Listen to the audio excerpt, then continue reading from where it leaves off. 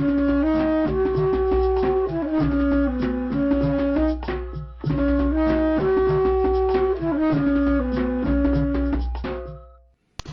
everyone, and welcome to our third episode of Healthy Conscience Podcast. I'd like to welcome you again. Thank you for joining, guys. We have a very special episode today on benefits of yoga. We have a special guest, Casie Hall. She's a yoga instructor from Spicewood, Texas. I actually had the pleasure of working with her and doing her class with my family. We did a vacation out there in Spicewood, Texas. We had an amazing time, guys. So you guys check out Casie Hall on her social media platform, Nectar Flow Yoga. And I'm actually going to try and make a conscious effort this month to do yoga once a week myself. So guys, join me in that as well. And without further ado, let's get this show started.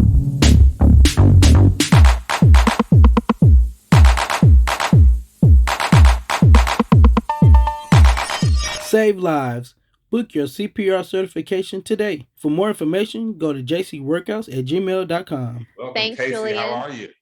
I'm good. I'm glad to be on here and getting a chance to speak with the people that follow you. Yes, thank And you. yeah, I love that you're doing this this kind of healthy and mindful consciousness podcast. There's so Sure. much to contribute.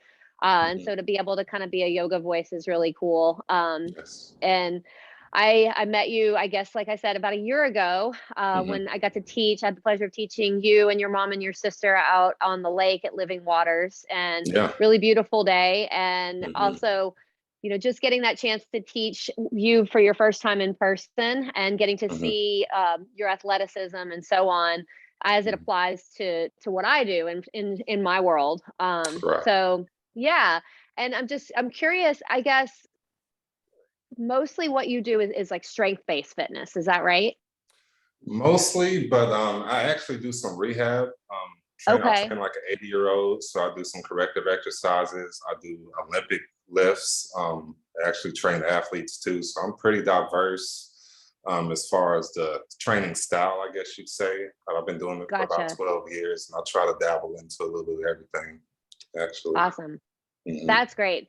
Yeah, and I think too for us that are in this industry, it's so nice to be able to diversify what you do and not stay sort Right. of hyper focused on one thing. I Exactly. really started in kind of the power yoga realm about 20 Oh, years okay. ago, Nice. practicing. I was an athlete in college, and so I ran Awesome. track and I played basketball. And after that, Yes. I was like, I don't want to compete anymore. I need to find Right. something that keeps me fit. Right. And so I didn't want to do the just sit and meditate style of yoga. I needed something Hmm. that got my heart rate up.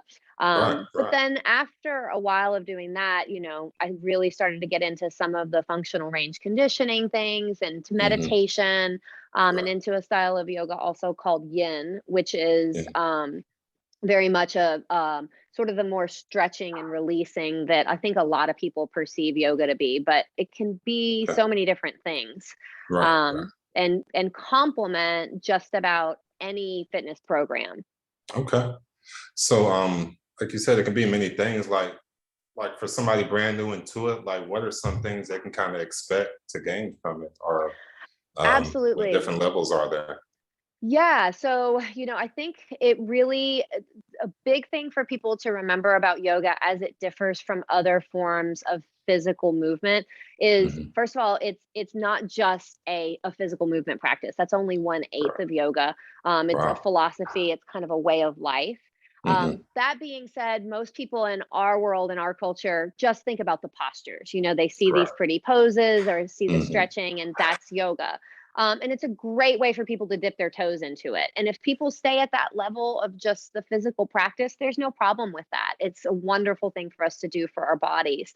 That being said, what makes it really different as well is it's linking with the breath. And so without the specific breathing that you do in yoga, you're not really doing the yoga. So you can hold a posture, but if you're holding your breath, you're not doing yoga. Right. And Right. so, what I love and what it's done for me in my trail running and the other endeavors that I do personally is how much it has expanded my breath, how much it Okay. has helped me grow in that realm. Hmm. And when we breathe properly, we're calming our nervous system. We're able to Right, focus more as athletes. We're able to recruit the right muscle groups and so on. So it's right, kind of right. launching off point is using the breath as compared to other physical practices. Okay, awesome. Yeah, that sounds good. Yeah. And I can definitely see how that correlates, even weight training, really anything, because you have to have controlled movements. Otherwise, you're kind of out of control, out of balance, out of whack. So Exactly, that makes exactly. And perfect sense. yeah, when we bring that rhythm to our breath that we practice in a sort of in a guided way in yoga, Hmm. if you take that rhythm and apply it to say weightlifting or running or any of these other activities, it's going to help oxygenate you and also, like I Right. said, kind of keep you in that calm, focused state. So Okay. Yeah, that sounds great. That's a great tip. yeah. So how long have you been doing the current yoga that you're doing now? So I this sort of mix up of what I've been learning and teaching because we're always as teachers we're also always students. Right, I right. really dove deep into it about 6 years ago. So I Okay, did my nice. initial been practicing about 20 years. I did my Mhm. initial training a little over 6 years ago and opened my Nice. studio space. And it was at Awesome. that point when I started teaching other students and I knew this Mhm. one kind of set style of sequencing that is Mhm. really rigorous. It is really challenging. And all of a sudden, Right, I get a 70-year-old in my class that has right, arthritis.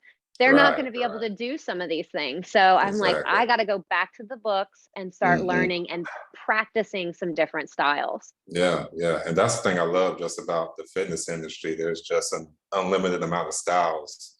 So, I mean, of course, there's different populations of people, so you got to kind of be ready to adjust to that. So it's just really good to get that Exactly. further education on anything, really. So Exactly. you Yeah. never And stop growing.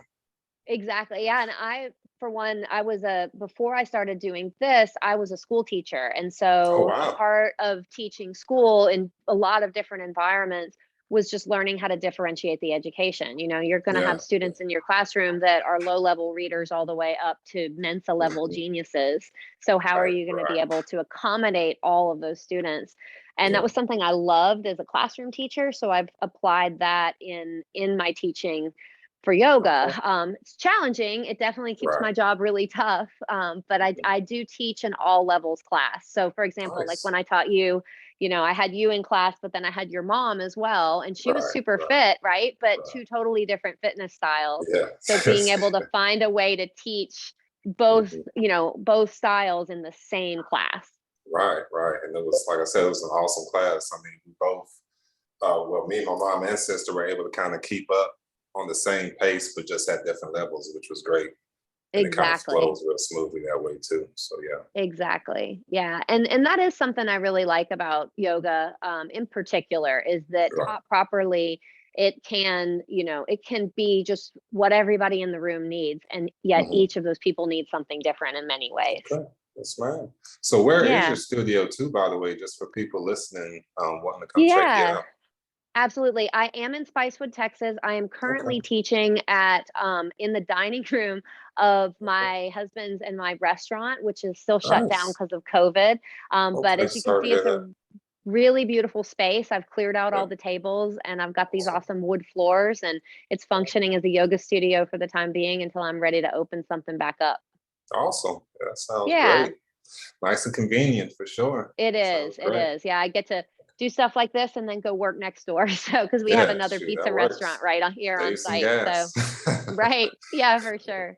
Yeah. So, any other helpful tips that you have, maybe for the beginner wanting to kind of try yoga but not sure really what Mhm. it's about or if it's for them Absolutely. per se? No.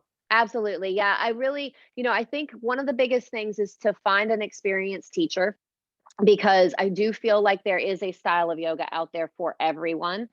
So Right. kind of think about what your needs are. And I say this even to my experienced yoga practitioners. There are people that come to me that are already super flexible. They don't Right. need to work on getting their leg behind their head or coming into full splits. They need to work their strength and stability. Right. Those people that are feeling really muscle bound and feeling like, yeah, I've got, this max out on whatever it is that I want to do. But Mhm. I'm sore, I'm tight, my shoulders are up to my ears. they need to start working on more muscle release, and a practice for them would be something like a yin practice might be really nice. Long, slow holds in poses of about 60% of your range of motion. Okay. Um, and then I mostly teach what's called a vinyasa style, and many Mhm. of the studios that you're going to see throughout Texas, that's what they're offering. And it's kind of a catch-all phrase, but it basically means that you're flowing with your breath to your movement in and out of postures. So you're doing like the slow motion burpees, Mhm. and a good teacher is going to teach somebody how to do that in a safe way and how to modify. Modifying doesn't always mean making it easier. Sometimes Right. modify means make it harder, right? And Mhm. so Right. I'm going to tell somebody in my class that's got that push up motion, I'm going to have them do Right. an extra push up. And Right. somebody that Right. doesn't quite have it, that's collapsing their body down, I'm going to want them to drop their knees, or maybe Mhm. even just go straight back to a downward facing dog until they start building the strength from, let's say, a high Nice. plank position. So I think Nice. as a new student, kind of doing your research and almost interviewing the teacher more than the teacher interviews you to get a feel for, hey, are they going to be able to see my body and respond to what my needs are as I learn this practice? Right, right. Sounds good. So I know some people, of course, internet age. Do you have something online that people could kind of check out to see you using? Absolutely, I do. And I Okay. have a lot of practices online that are really good for total beginners. I just uploaded two Nice. videos to my YouTube channel yesterday, Mhm. both of which are, you don't need a yoga mat, you don't need yoga clothes. You could be sitting at your desk in, work pants or work boots or something like that. And do these postures against the chair or leaning against a Mm. wall. It's Okay. just two 10-minute sessions to kind of take a quick work break in the middle of your day.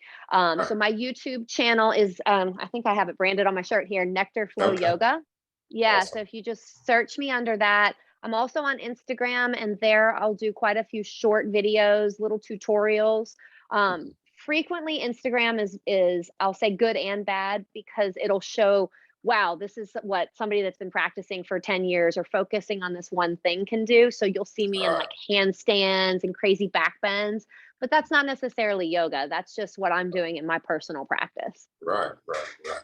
And yeah, I can attest to that online, definitely. Actually, I was in Mexico last month, and some people know I'm a disabled vet, so I have a pretty bad lower lumbar issue that kind of aggravates me at times. So I did I think you had like a low back pain special. Yep. Just like It was like 20 maybe minutes 10, for low back. yeah, 10, Mhm. 20 minutes. I did that, man. I was ready to go on with my vacation. I felt awesome after that. So it's I love definitely it. helpful. Absolutely. Yeah.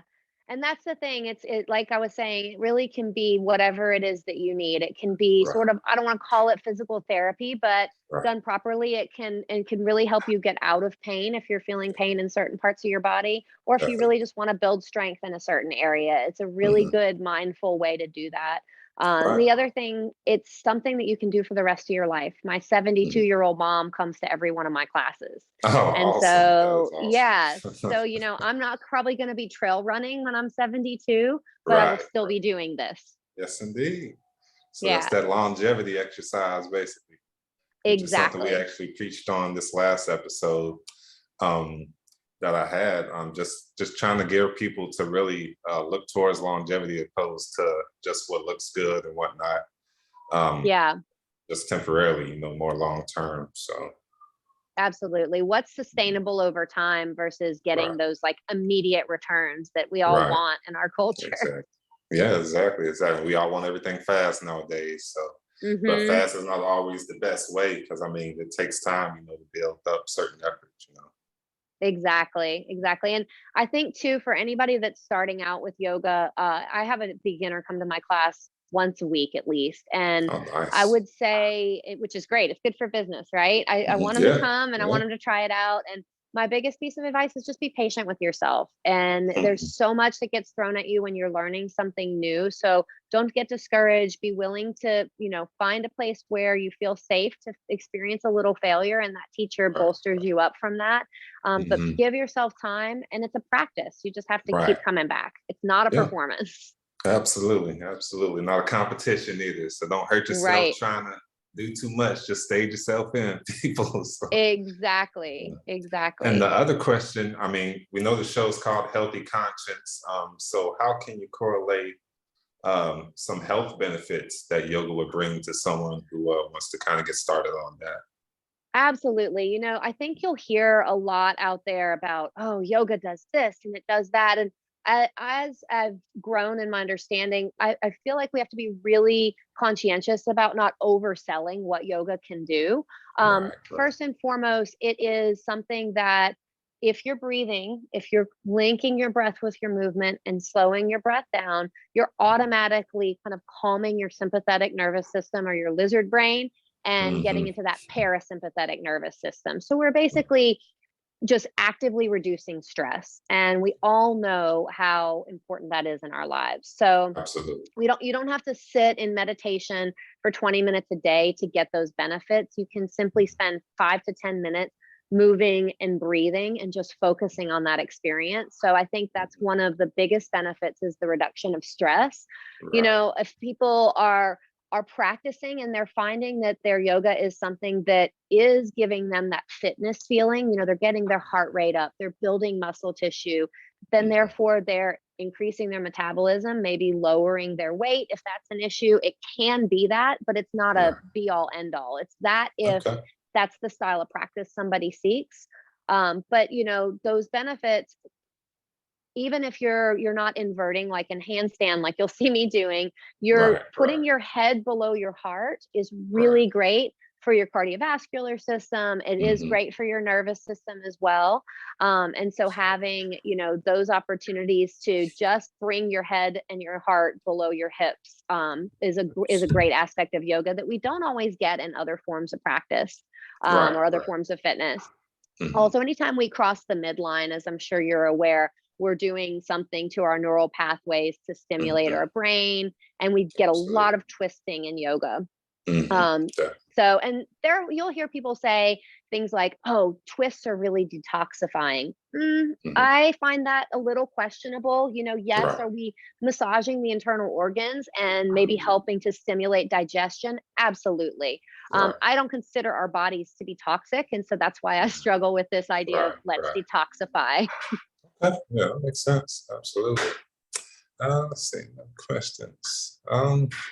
You have anything else for us? Really, you wanted to share? Or? No, I would just say to all of your listeners here on this podcast that if you have any questions about yoga at all, do feel free to reach out to me. You can reach me over YouTube, also over Instagram. Everything I have is Nectar Flow Yoga branded. My website's available online. And if you're ever in Hmm. the Austin area, because Spicewood is just outside of Austin, kind of towards San Hmm. Antonio, feel free to come check out a class at the studio. Yeah. And about how many minutes is it from Austin? Actually, can't remember. From Is it like? Austin, from downtown, it's like 35 minutes if you're Okay. not Yeah, hitting that's right. Austin It's not traffic. far So at it's really all. not too bad. Yeah, we're just on the Awesome. outskirts of town. Awesome. Yeah, that sounds Yeah, great. Well, it's been a pleasure. Definitely. I'll thank you for taking your time out here with us and checking in on this third episode. We will post her information here. We'll do an ad for her actually here on the show. So great. just reach out to her. If you have any questions, let us know here. Questions, comments on the show as well. Thank you again, Casie. I Yeah, said thank that you, right this Julian. time? Yes, you Cassie? did. Casey is right.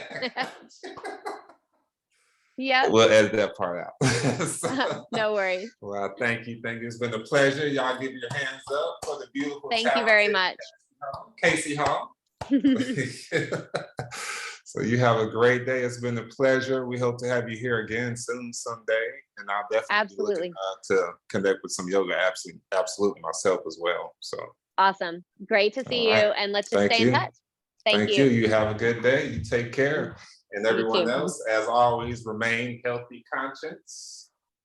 Thank you. Stay tuned for a special recap of today's show. Okay, everyone. So thank you again for joining the show. We really appreciate you watching today. Special thanks to Casie for showing us and teaching us some special things about yoga. We definitely value her input, and please check her out on social media. We'll post that below on the show. If you have any questions or comments, again, please leave those for us. We really value your input. Also, be sure to like and subscribe to the show so you can get updates and know when the shows are going to be occurring. So with that said, I want to thank you again for joining. Special thanks to Casie again for being a guest. And again, please, guys, remember to remain healthy. Conscience.